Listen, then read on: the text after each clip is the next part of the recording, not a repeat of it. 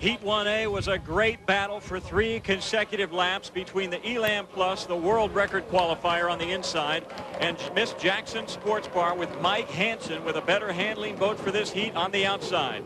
They battled for 3 straight laps, side by side by side. It just when it seemed the Elam with the inside position would win, Mike Hansen with great acceleration and handling would come around in the lead. As they came down to the finish line, it was Mike Hansen winning the 3-lap battle in a great race that pleased the fans right off the start of the day in Heat 1A.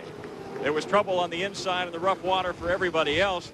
Miss Auburn Chevrolet and Greg Hopp took a big hop in the lower turn, but did come around and finish 3rd. Lumar 4th. Terry Troxel went dead in the water, but restarted to take 5th in Miss Fairweather Masonry. Yeah, you know, Mike, we need that. That's a great boat race, very aggressive to go around the Elam. How did you get him? The rough water. It's really rough in there, and Nate was crimping it up so tight trying to keep it on the buoys that he just lost a lot of boat speed. And we were able to come off the turns with just a little bit more boat speed, and it worked well for us. How did Mike get around you? No, it's real rough water out there, and he was close enough to me I couldn't really bear out on him. I was afraid of getting any kind of fine, and holding in the side like that, it's kind of lumpy out there. I haven't seen it like that in quite a while, and U9's a fast boat. I mean, just goes to show you what I said all along. There's a number of boats out here that can win, and Mike did a good job of driving, and frankly, I just got beat.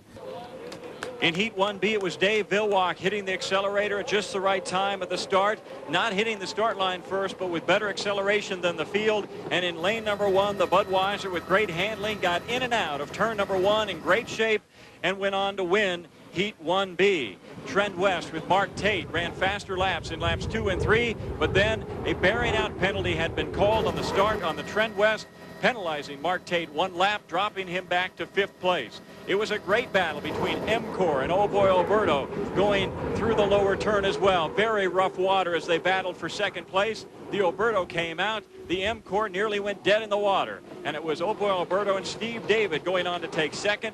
The M-Corps had to finish for 4th. It was Ken Muscatel after the M-Corps went down to go up and take 3rd. But Ken Muscatel in the Silver Dollar Casino lost his points for a technical violation, though he maintains his 3rd place finish. We're here with Steve David. Hey, Steve, a lot of bumpy water. The Alberto team seemed to love it out there. Hey, the Alberto did great in that stuff out there. Congratulations to whoever won. I wasn't quite sure, but I think we're 2nd. And, you know, Alberto will just do that all day and then pull out a win in the final. Dave Vilwalk. Dave, it looks like you got a lot of people having a tough time in the rough stuff. Now, easy for me to say, but you look pretty good in the rough water. Well, we set up for it all weekend. We knew it was going to be really rough in there, and so our boat handled it pretty well, and so we were able to get in and out of the first turn without incident.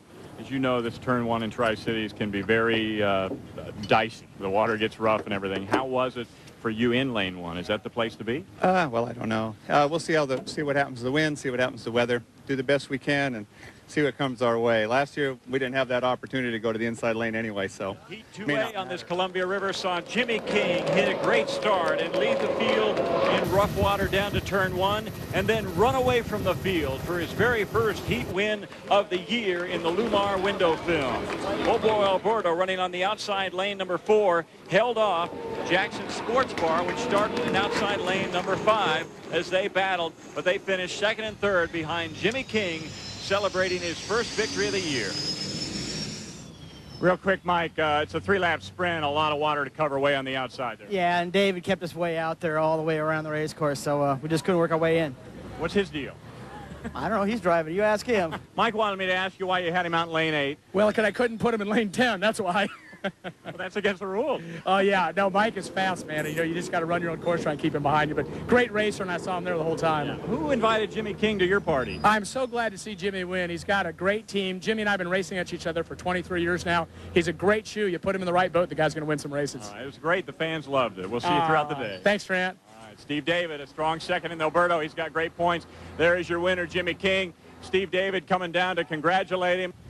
It looked like your boat was set up for the rough water. Yeah, the guys at Lumar did an excellent job there. We've been having our troubles all season long, but it seems that things are coming along between hard work and the support from Lumar Window Films. We actually got something going, and I got to give a thanks to 5-axis propellers. They woke this thing up for us. Yeah, is that the difference then of the handling? Yes, yeah, it definitely made a difference. And there's Terry Troxel. Terry Troxel can't get enough of him. And Terry, Terry, what was that? Oh, well, Jimmy deserves that, man. He was out in front. He was kicking ass.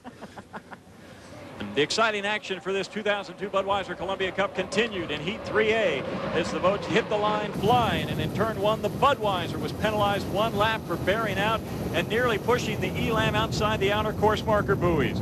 That left the Budweiser out of the race, though Dave Villwalk continued to pedal the beer wagon. That left Jimmy King and Lumar window film in the inside lane running away from the field seemingly again, and he led the field for 2 3/4 laps before the Elam Plus and Nate Brown staged another last-second comeback and nipped the Lumar at the finish line to win the race. Jimmy King settled back for second place, even though he pushed all the way. The Old Boy Alberto stayed out of the fray, got the points in third, enough to make the final. The Budweiser on the bubble for the final after Heat 3A.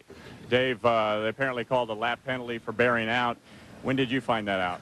Well, what do you think happened all the other heats, huh? You know, if I move 5 feet, then it's bearing out, but it doesn't seem like it works the other way, and so I don't know. You'll have to talk to them. I've been running on the outer course markers for the last several weeks, and so Nate and I ran on the outer course markers, and so I don't know what the call is.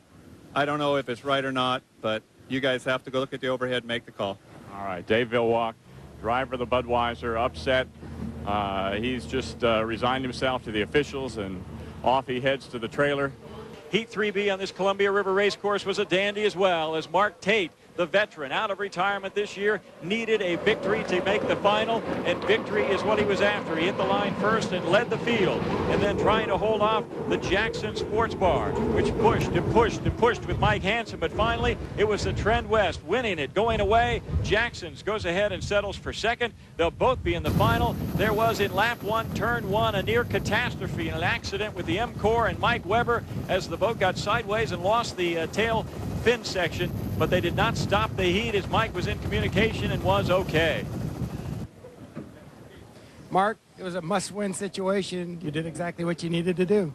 Well, I don't know if that'll even get the Trend West into the final, but, you know, we sure hope so. I don't really want to go out there and run a Connie heat. Right. What's the water like for your boat? I know you haven't been happy with the way the boat's handled really all year. How is it now? Well, the water's pretty lumpy out there, and we're just getting eaten up at high speeds when the boat wants to roll over and react off everything, and getting beat up from the apex out on the corners. Are you having fun? We're trying to have some fun, but if they could keep some politics out of this, we'd have a whole lot more fun. I think he's a little frustrated.